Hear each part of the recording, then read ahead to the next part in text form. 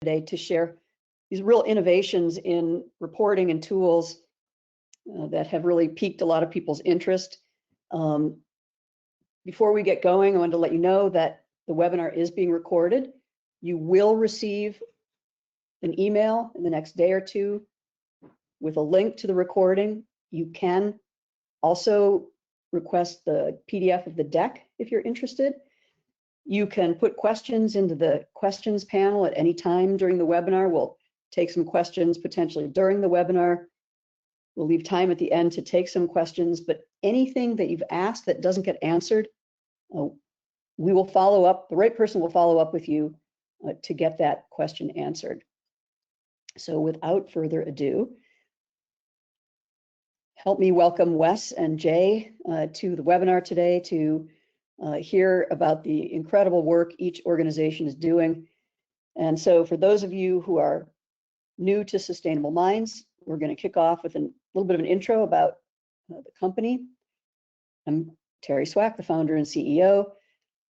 We're going to talk a little bit about the transparency catalog because that was launched in 2016. So I'm going to tell you a little bit about how it works and where we get data from. And we're going to then throw it over to Jay to talk about the material pledge, how it came into being, how it's doing now and what's new. And then over to Wes. He doesn't need to tell you how LEED came into being, but he will tell you about what's new in LEED v5. And we're even going to get a demo of the calculator, which is new. And then all of this will set the stage for showing you how we have designed and are ready to build the real-time status reporting in the Project Builder and Library tool, and then we'll have time for Q&A. So about Sustainable Minds, we are the only end-to-end product transparency solutions provider in the market today for building product manufacturers. So we are a program operator. We convene PCR stakeholder groups to publish PCRs. We publish EPDs. We deliver LCA services, material ingredient assessment services, and we started as a sustainability software company in 2007. We still are a sustainability software company and have a whole range of tools that we've developed over time. And today we'll be focusing on the transparency catalog and Project Builder and Library. This just kind of gives you a visual of the end-to-end capabilities. Our PCR program, our unique type of EPD called a transparency report, which is actually the first digital EPD. We launched those in 2014. And the transparency catalog, which was launched in 2016 with 350 brands with EPDs and material disclosures, with now over 2,000 brands of industry associations and manufacturers. And now, in addition to the transparency catalog, we've integrated this application that allows people to select products that perform to the parameters that you're looking for in each master format section, and to build your own knowledge base of projects and materials. For the manufacturers on this call, manufacturers and industry associations work with us on part of their transparency journey or all of their transparency journey. We are available to work on any part that you are working on now or want to go forward with. At the end of the day, developing PCRs, LCAs, and EPDs, an EPD is a marketing tool that helps people select materials based on the performance criteria. So environmental performance is a performance criteria that people use to make decisions about products. And this is all about helping the industry make better decisions based on actual performance, environmental performance, and material health to build higher performing buildings. And so at the end of that development journey is the transparency catalog and Project Builder and Library. So we are literally getting your products into projects and libraries. We're super excited to be a Mindful Materials technology partner. We're also super excited to be a strategic collaborator with ICC Evaluation Services. We announced that just before GREENBUILD, and we're really looking forward to integrating their safety, their conformity assessment reports into the transparency catalog, so people across the design, build, construction, code industry can find products with EPDs and conformity assessments to make decisions about high performing and safe products and get the documentation all in one place. The other thing we announced at GREENBUILD, super excited that we are adding all of the low emitting certificates. So we have all of the EPDs from North American program operators that we categorize as product specific, industry average, or optimized. We have, again, via API or data sharing from the leading material ingredient disclosure programs, all of those material disclosures. Now the low emitting certificates from 6 of the leading providers, and all of it is organized by master format. And all of it is updated continually every month by our data team. So people, obviously ask, how is Sustainable Minds, or how is the Transparency Catalog different from other tools in the space, and particularly as there are increasingly more mindful materials technology partners. One of the things I'll say now, because I'll talk a little bit more about the differences later, is that we launched the Transparency Catalog in 2016. The core members of our data team are still the core members of our data team. We have been acquiring and aggregating and displaying data for almost 10 years. We don't use AI, we don't scrape websites. We have agreements with all of the data providers that we get the data from, and all the data that we receive is attributed to those providers. So knowing that all of the data that you're going to find in the catalog is sourced through technology and collaboration and managed by people using new tools that do happen to include AI, but we don't use AI to collect data. What we're super focused on, and always have been, is making the data in the transparency documents easy to understand. So, we're very focused on it's now really important to not only make the documents findable, but to make the information that the documents are reporting, to make those understandable and easy to use to make decisions. So, for example, for those of you who've used the Transparency Catalog, you'll recognize this, but we have had a partnership with the EC3 tool since 2019, since they launched. They have a special part of their API that they developed for us and with us, so that we could take the comparative results in EC3 and display those in the Transparency Catalog alongside the EPD that's reporting those results, so that users can actually not only look and find products with EPDs, but to be able to see with your eyes, you don't even need to filter, the relative embodied carbon impacts that EPD is reporting compared to others in that category. And because we have that data, you also then can filter by embodied carbon attributes. And so when you're searching for materials, you can select that threshold if you're working on a low carbon material, low carbon project, and only select materials that meet that carbon threshold. Same thing with material disclosures.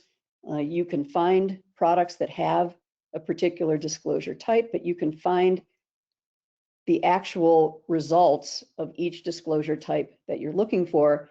And what I wanted to bring to your attention here was the beginnings of showing you how we've integrated the Common Materials Framework, because we've always enabled searching and filtering by specific disclosure types and the results attributes. What we've done is we have added labels for each Mindful Materials, Common Materials Framework impact area that disclosure type contributes to. So this is the beginning of the reporting story. So bear with me. So now all of the documents in the transparency catalog are knowledgeable about themselves, about which impact area they contribute to. So that tagging is carried through with every single document. You'll see how going forward, it's the natural destination for a report to be able to stream that data into a template with rules and be able to display that data by the rules in that template. So that's what you'll see the AIA report template is and the LEED version 5 template is. Both of those reports use the Common Materials Framework to organize the data, and using the transparency catalog, the data is already organized for you. So it's going to automatically stream into those report templates and give you a glance, a status report of how you're doing. We're really, proud to be able to say that, all of these years just continually increasing the amount of content, the quality of the content, the ease of use has really made the transparency catalog a destination for the leading service providers in the design and construction industry. So we pose the question now when we speak to AECOs, are you trying to standardize high performance material selection in your organization? And different organizations are at different stages of that journey. And the thing that's important to keep in mind is that it's not just a tool problem. It is an early field of software, although we've been in the product data platform business for quite some time. Really, it's a unique convergence of requirements. And this is what's key. It's not just a knowledge problem about carbon or material health or any of the other attributes. It's not just a data problem. It's not just a specification problem. It's not just a sourcing problem or a measurement problem or a reporting problem. Standardizing high performance material selection is a unique convergence of all of those requirements for an organization to be able to do it effectively and measure the results.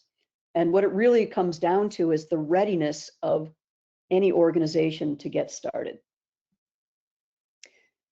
With the transparency catalog, adding project builder and library is really the natural evolution. We've worked with hundreds of people over the last several years to design and build it. Actually, Jay was one of the very, very early designers that we worked with on building a spec reference tool. He taught me that term. And now what we've enabled is for organizations to collaboratively build your own internal knowledge bases of libraries, projects, project templates, collections, according to your own selection criteria with live, up-to-date transparency content. We've been really very engaged in, particularly in this past year, with Mindful Materials. I was a member of several of the working groups, not just the tech partner working groups. And, for everyone involved, it really has been a labor of love to support the launch of the implementation toolkit that they launched at GREENBUILD. And very soon, we will be implementing the new prioritized version 2 of the CMF so that now everything will be aligned through our platform and through onto the reporting. When you add products from the transparency catalog into a project, I'm just zooming in here, this is showing you how we have, again, how the tagging of each document type shows up in the interface. And also know that you can add any kind of document in addition to the ones that we provide in the transparency catalog. And when you add documents, you can upload any kind of document. It gets tagged and auto-classified into the CMF categories it contributes to. So all the content we provide and any additional content you might add to a product or a project still all flows through to the reporting. And For those of you who may not be able to stay all the way to the end, what you're going to see in a few months is we'll be adding a reporting tab to every project, where while you're working on a project, you'll be able to check out the reporting and see the entire project and all of the products in and the documents in the project, all the impact areas it's contributing to. So this is overall project CMF alignment. You're going to see more about the material pledge report. You can look at the next tab to see how you're doing on the LEED V5. And I will have a demo of this later. And even further, a real-time report for how you're doing on the low emitting credit, B5 credit. But even though today those reports aren't quite built because everything's new, the material pledge spreadsheet is almost done. LEED V5 just published the calculator. We're just about to get the new CMF Airtable to update all that.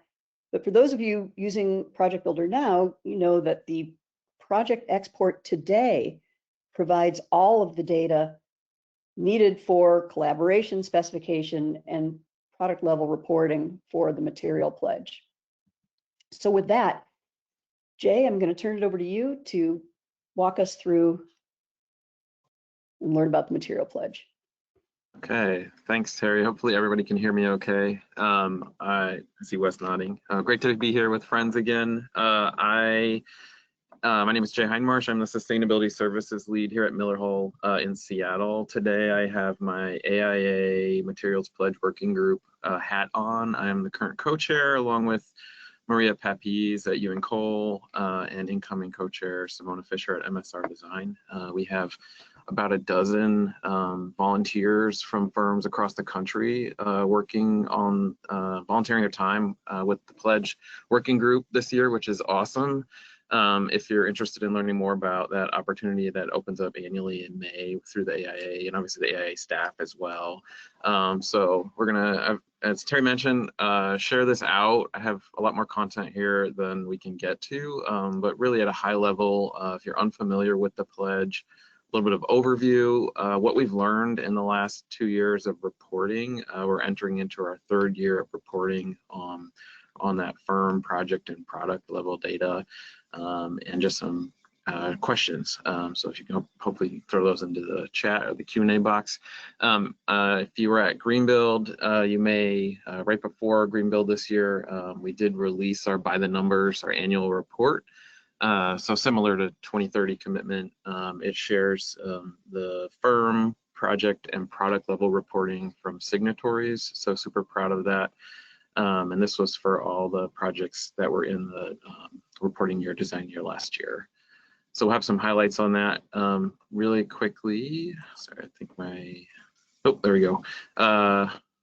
It was a bit of a delay, apologies. Hopefully you're seeing some harmonized language here, and I'm excited to hear from Wes, obviously, about the evolution of LEED. But if, in a nutshell, the materials pledge is really about, picking better materials and holistically better materials, right, across all the impact categories, whether it's human health, climate health, ecosystem health, social health and equity, or supporting the circular economy. A little bit of the background, so one way to think about the CMF is really the Common Materials Framework is the kind of DNA or agnostic, language that we need to communicate how products, new products in particular, meet these goals. And so again, for all new products and all new reporting for AIA Materials Pledge, we align 100% with the CMF and the toolkit, obviously, that was just released also at GREENBUILD. If you're here and we're maybe an early signatory or letter writer way back in 2013, cheers to that effort, and want to celebrate, all the firms and designers who contributed really to building the momentum around where we are today. Lots of work left to do, but it's really exciting to see, over 300 Materials Pledge signatories as of this month. And I'll drop a chat or a link in the chat if you're interested in learning more how to sign up. And so I think just for me, this is one of my favorite ways to think about the pledge. And when I talk to, manufacturers or contractors even, or partners or other architects, I think about, being able to communicate a similar goal and the power of a collective ask, right? So these are not all the firms, but majority of the signatories and many of whom are reporting and really alignment around what it means to define better building materials and select those on projects. So if we're going to take a quick look at just the progress of the pledge over the last years. Again, there's 3 kind of levels of reporting for firms. We like to say that the firm level reporting or do say is required. So we would hope that every signatory does report at least the firm level questions. It's a pretty low bar around what your library standards are. Do you have a sustainability action plan? At the project level, it's really reporting on a number, however many projects you feel will be appropriate, for your firm. And then there is, as Terry mentioned, product level reporting, which obviously gets more granular in detail. I think the exciting thing that we've seen is, not just the number, the growth in the number of signatories, but a real growth in the number of firms reporting. So, over a 30% increase from reporting the first reporting year. The number of projects that are being reported is really exciting, and these are all across the country. So not just the maybe bleeding edge sustainable projects. We really want firms capturing the choices that they make on all types of projects and representing the AIA. A huge uptick in the square footage, which again is very exciting, and we'll share some of those numbers.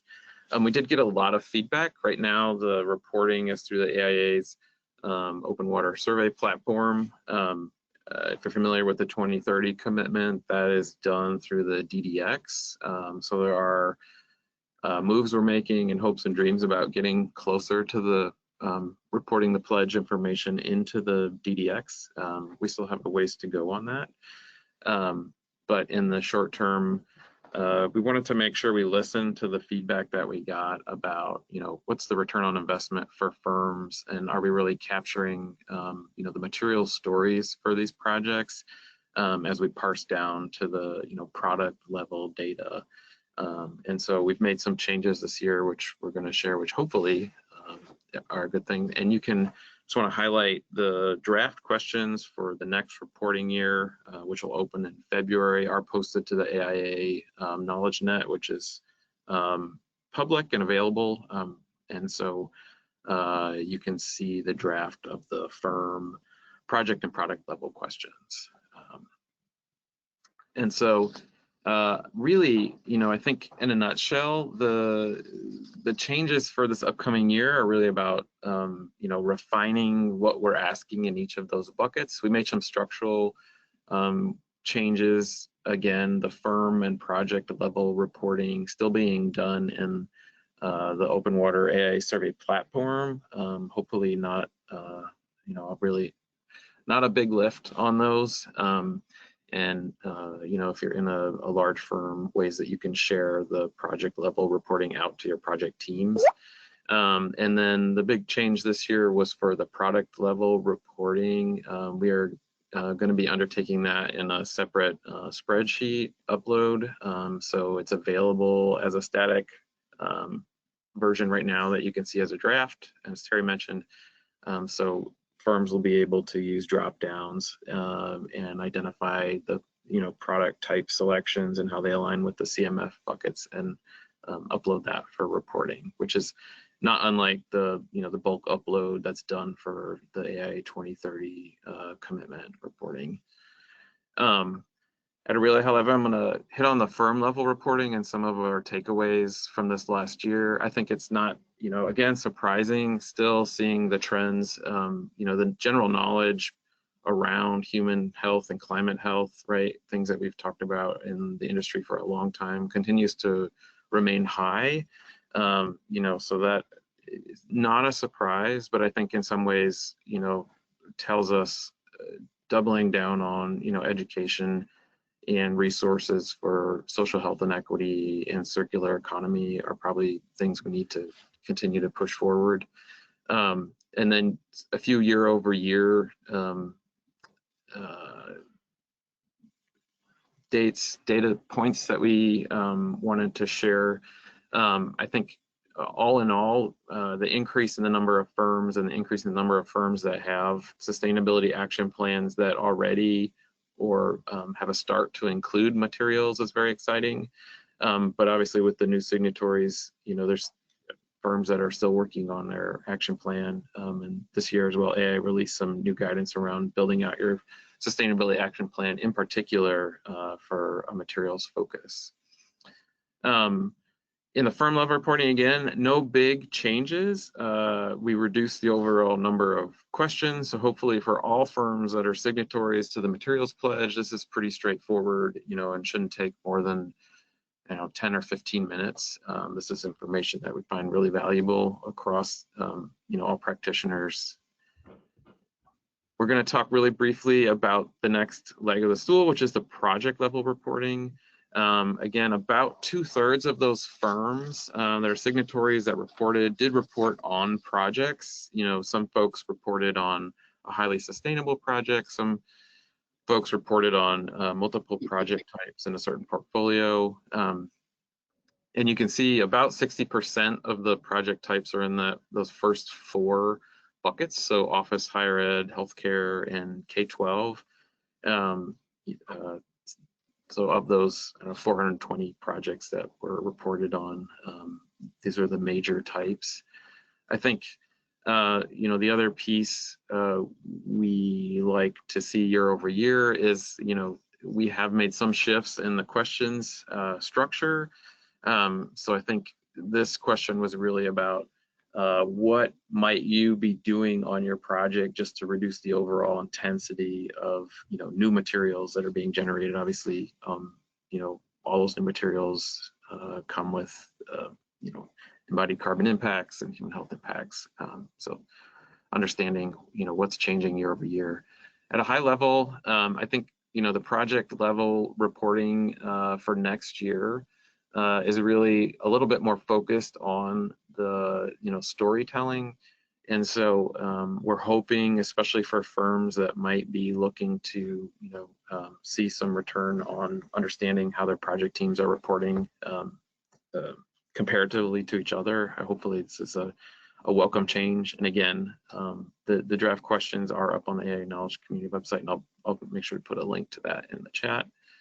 And the structure of what that looks like for a project. So for each project, the pieces and parts are really about, I think the biggest change this coming year is around the drivers and understanding how the folks on the project made choices about materials and things that you learned in that process. So again, just really focusing on what the story is for the project overall. And jumping into the most granular level, and probably has the most alignment with today's conversation, is really about at a product type, product level reporting for projects, which we had about 3/4 of all of the projects did report at the product level, and again across all 22 of the product types. Again, some alignment here with the firm knowledge reporting. About 3/4 of the reported product types were in human health, climate health, and circular economy impacts. That has continued to trend in a similar way year over year. And what that looks like at a super granular level, it's probably pretty tiny for folks, but the 22 product type reporting categories on the left, the impact categories and how they're reported. And again, the top 3, not surprisingly, carpeting, ACT, and resilient flooring, where we see a majority of the disclosures and optimization certifications. So again, ideally we're seeing all the product types with increased reporting, but it was nice to see at least all the product types represented this last year.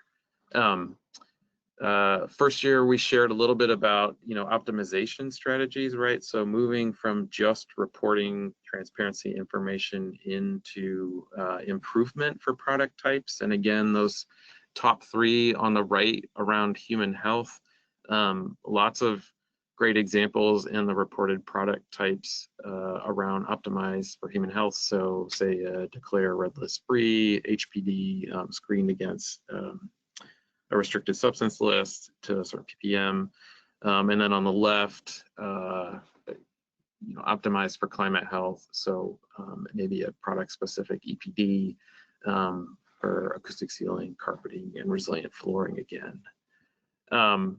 And peeking back behind the curtain a little bit about next year, I mentioned this will be a spreadsheet drop down structure for the product level reporting. So this is a change, but hopefully takes us out of the survey mode for kind of this granular level of reporting and sets us up really well for the continued development of tools from the tech partners that can really handle this, a lot better than say a spreadsheet. But so we think we're kind of in a halfway step here, but excited to be moving out of survey mode and into more of a structured tool for folks. And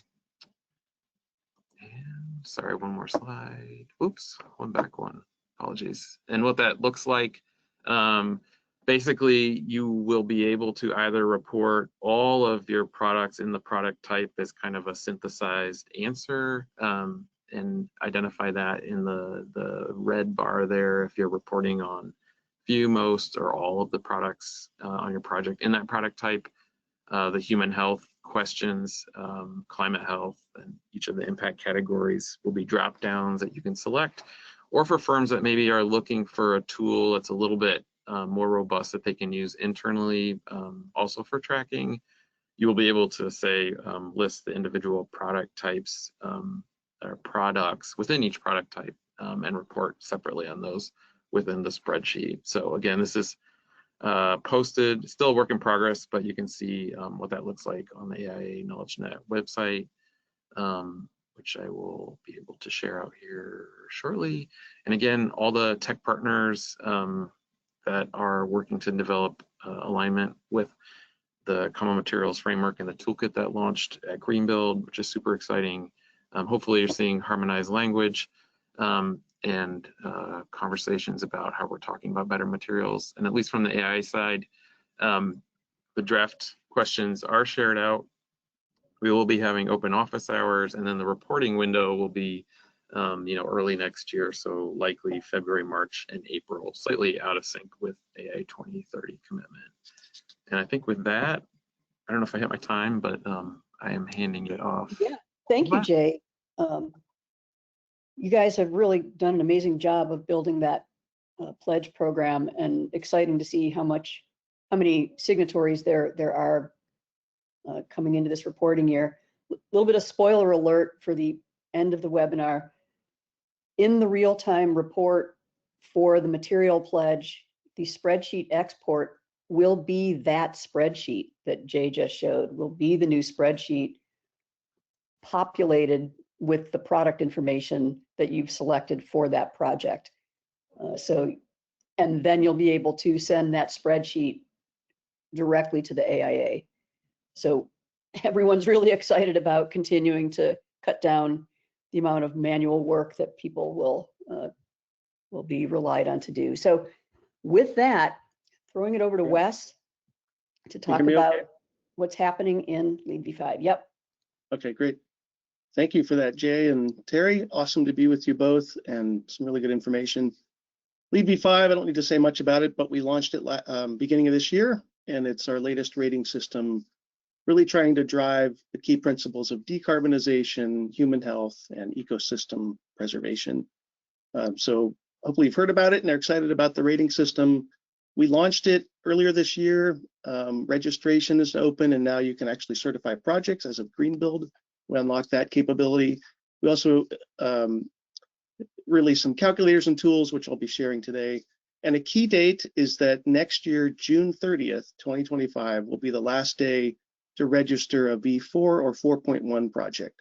So we pushed out that date. You might have heard earlier in the year, next year or whatnot, but the set date that will not change is 2026.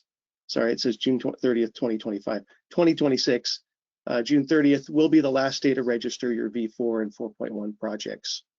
So keep that in mind. So there's a bit of a lead time to get up to speed and for us to get out lots of education and resources. And that's why it's so great to have webinars like this.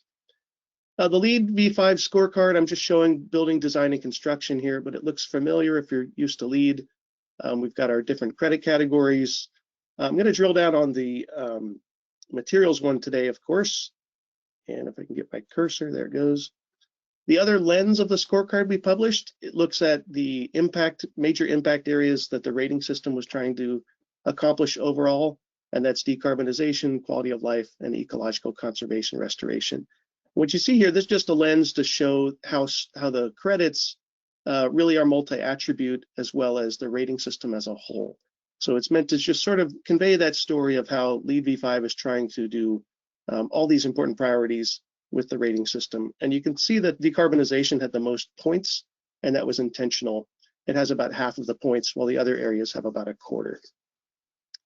Okay, so some key updates for materials.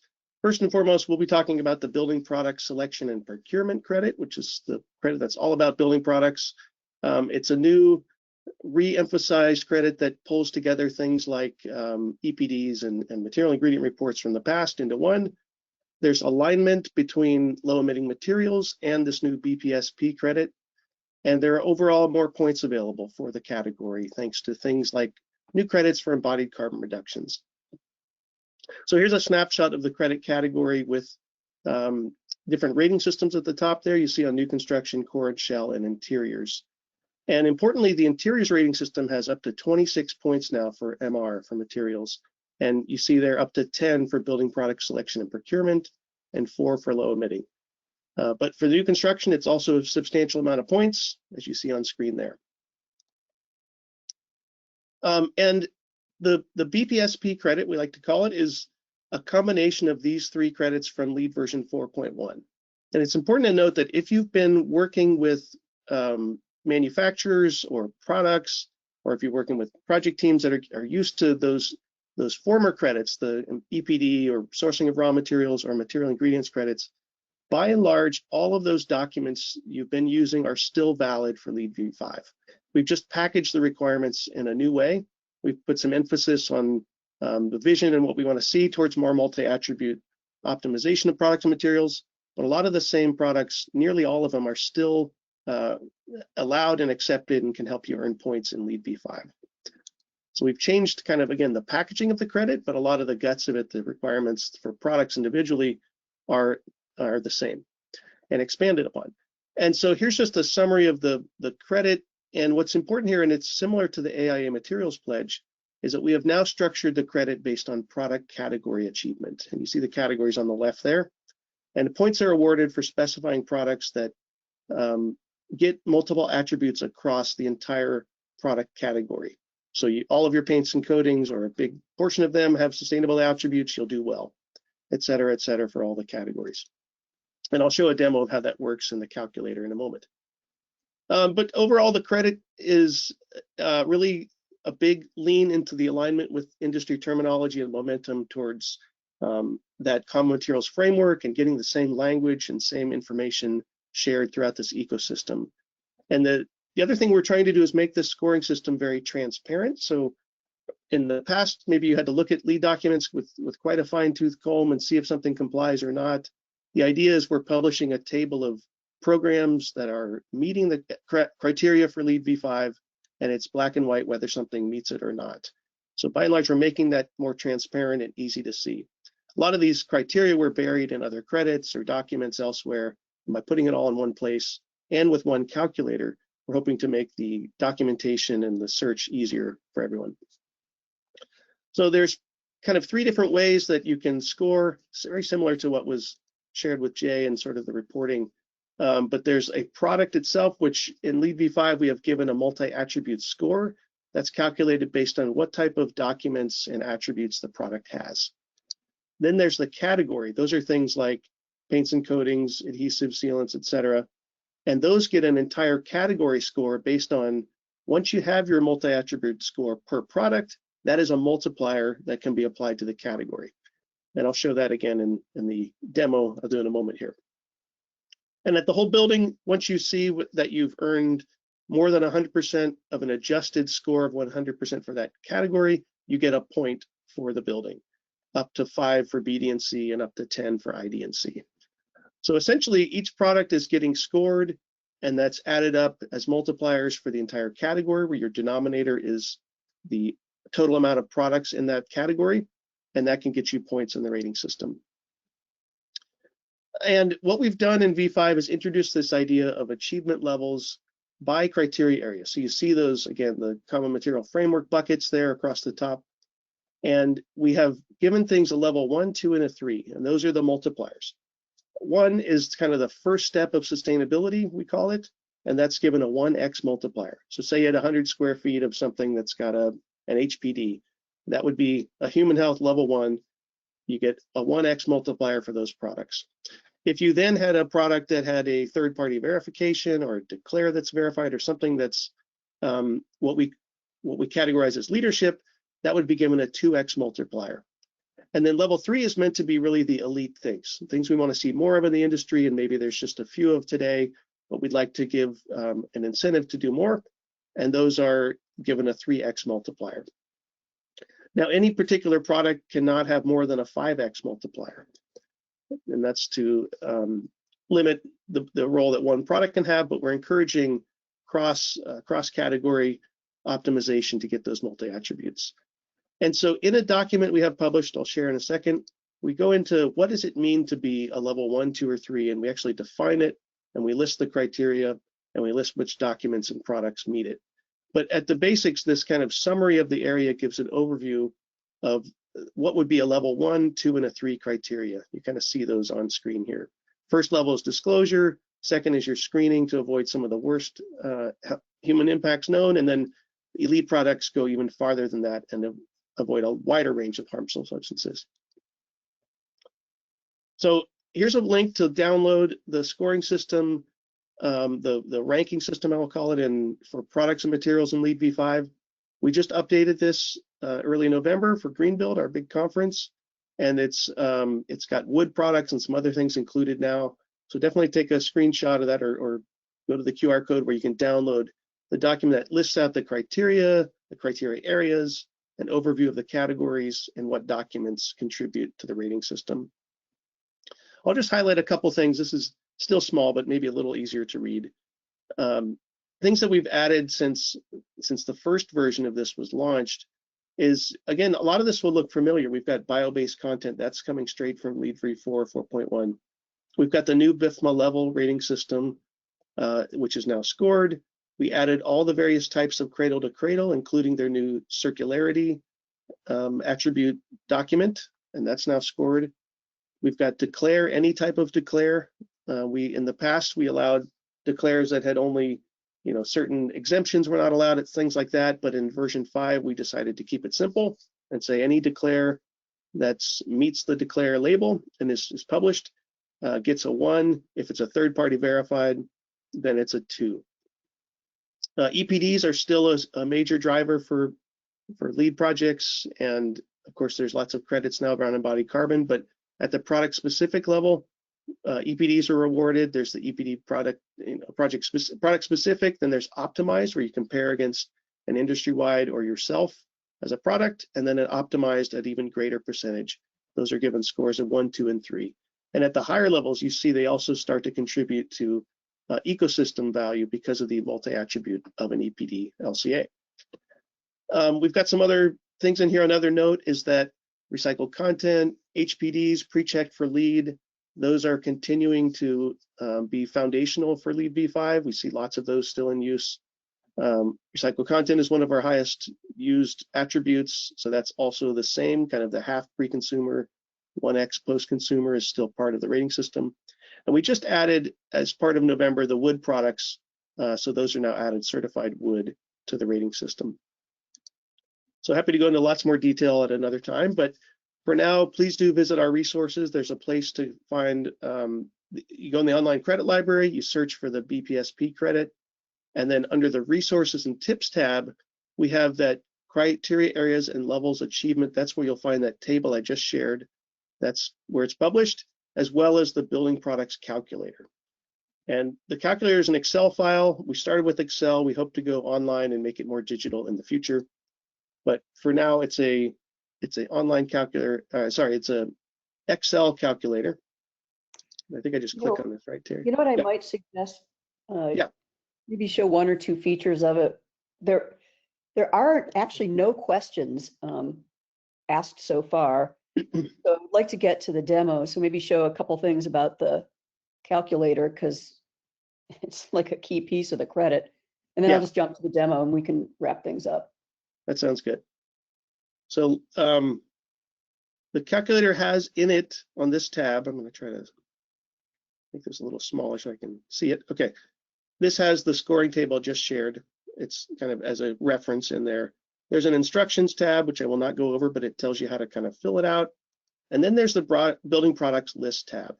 And this is the most important part, I'd say, for users to kind of get started. A project team needs to select which categories they want to go for. Paints and coatings, adhesives, you see them kind of down the line here. And this one, I've just done an example where I picked a few. I picked paints and coatings, flooring, and ceilings. And so a project team needs to know the total value of all products in that category, whether that's, you can select whether that's cost, volume, surface area. That's up to the project team to decide. You do that for the categories you want to attempt. And then you scroll down and start entering data into this spreadsheet. And for now, this is manual, but Terry will show how we're trying to automate this with partners like hers, and we're working with all the major database providers as well. I'll highlight that in here, when you're entering a product, you go line by line across horizontally here. We did add the AI material categories as a drop-down, so if someone wants to do some reporting and combine things, they can do it here. Then you would say, okay, I've got a paint. It's say worth $1,000. It's got a GreenGuard Gold. And here's where you would go to the sustainability attributes and pick those attributes that the product may have achieved. So here I said it's got an HBD that's pre-checked. You could also select any of those documents from the list. You can also search, you can type in the first letter and it'll search for you a little quicker. And then once you've kind of done that, you've selected all the attributes. I've done it for, again, paints and coatings, carpeting, resilient flooring, tiling. This shouldn't be carpeting, actually. Oh, that's for the AIA. Okay, so once you've done that and you've entered in your data, I'm gonna try to get the bar, here it is. You would scroll over, and again, you've checked your sustainable attributes number 1 and 2 and 3 and whatever that might be. You've entered in if it's got recycled content. This product does, so we've entered that in here. And on the right in the gray cells is things that are automated and completed by the calculator. So it tells you, well, based on those documents, the multi-attribute score of that product, and here you see the multiplier. And so this one got a multi-attribute score of 2, which means the adjusted value is 2 times the base value. So 2,000, in this case, it's dollars. And it does that for every product for you. And then at the summary tab, this is how you see how well you've done in the credit. And it will look to, how do I scroll over? It will tell you in the first category here, low emitting materials, have you achieved the right prerequisite amount of products, which is 90+% of the categories achieved there. It says, yes, you've met it, therefore you get 1 point. This is based on the products we selected. And then on the BPSP credit side, in those same categories, we were able to achieve over 100%, which gave us a yes, meaning 1 point in each of those categories for a total of 3. So Wes, Terry, we can do a much longer demo sometime, but I'd love to hand it back over to you to share. this is actually a perfect transition because what I can do now is actually show you guys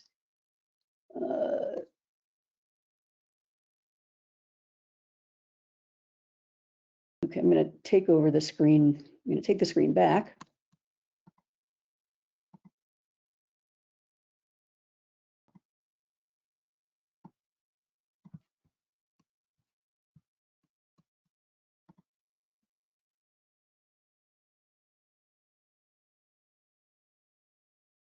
And while you're doing that, I'll just share that, Here we go. again, our goal, we started with Excel, but our goal is to make these things online and smarter as we work with the Mindful Materials Collaborative and as well as all of our partners in this space to make the search easier and more documentation more automated. So here's a quick demo. I'm in Project Builder. This is live, and we've built a project called Bob's Big Building. And in Bob's Big Building, every project has this array of tabs, the setup information, the products. You can keep track of the products that have been installed, all the activities of the team. You can export directly to EC3, and you can see who is on the project team.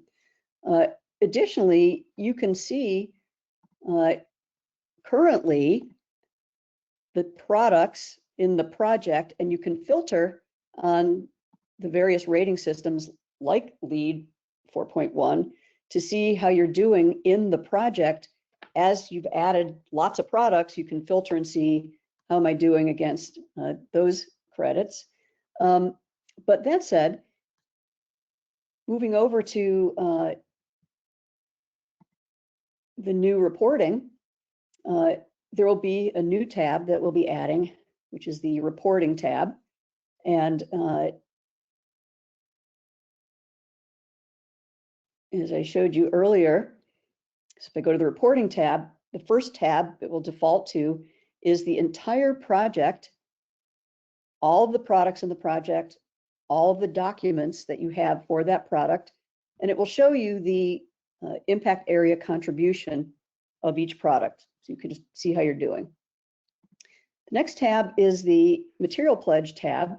And what it's doing is it's rolling up that slide that Jay showed you of product level reporting, where they're looking to learn the total quantity of products for each of the categories that are in the Material Pledge. How many have documents that contribute to these different impact areas? And the export, as I mentioned, the spreadsheet export from this report will be that AIA Material Pledge spreadsheet. It will be an Excel spreadsheet that has all the columns. There will be some columns you'll need to manually fill in, but all of the product information and disclosure type information will default into that spreadsheet. The next report, and again, think of it this way, all of the data is in the project as you add products to your project. All we're doing is we're displaying the attributes of those products and the disclosures according to the reporting system. So what it means by a status report is literally just that. We want to be able to show you at any given time, again, because this is a collaborative environment, how is your team doing relative to the requirements for each reporting schema. So if I come now to the LEED V5 tab, we're showing you in a glance, okay, you've got 11 products in your project that are contributing to 3 of the 9 categories. You'll be able to quickly access the credit requirements, the documents that Wes showed. So those are always going to be accessible to you. You'll always be able to go get the calculator.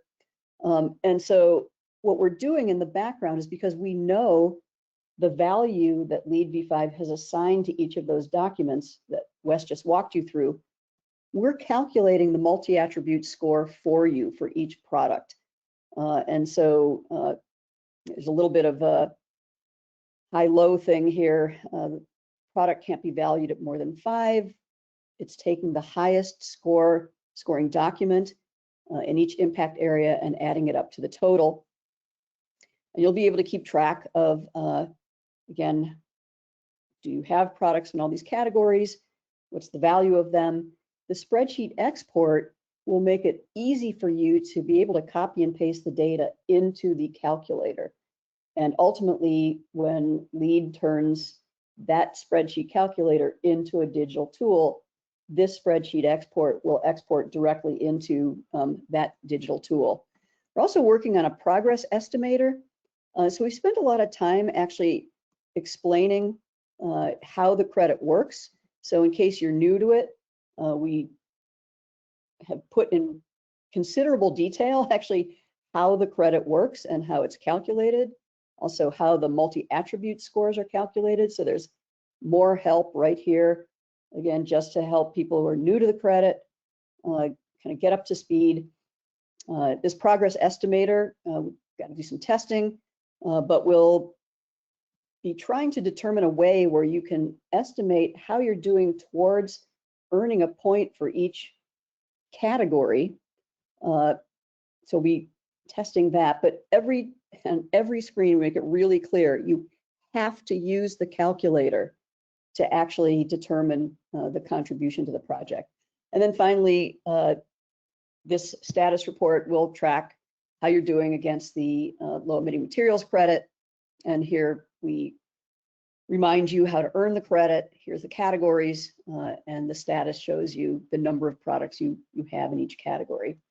So I want to thank all of you for being here to get hosed with so much information. You do have a choice of software solution providers. We're excited to tell you more about the transparency catalog, which is always free to use with no login. It's always going to be that way, but we're really excited to work with project teams who are looking to standardize high performance material selection across their organization. We invite you to be in touch. And all you have to do really is sign up for a free transparency catalog account, and we'll get notified. You'll get notified about how to evaluate for your organization. Or on your way out, there's a short survey. If you can take a minute and respond to some of those questions, you can let us know if you'd like us to reach out to schedule an introduction to Project Builder and Library. So once again, thank you all for attending today and for staying to the end. Wes and Jay, thank you so much for putting your stories together and all the work that each of your organizations is doing. I think collectively, you'll hear every story that involves mindful materials. It's all about the collective action of the industry, how we're all coming together to move the needle on actually transforming the built environment. So thank you all again today for attending. Wes and Jay, everyone have a great day. Thank you all. Thank you.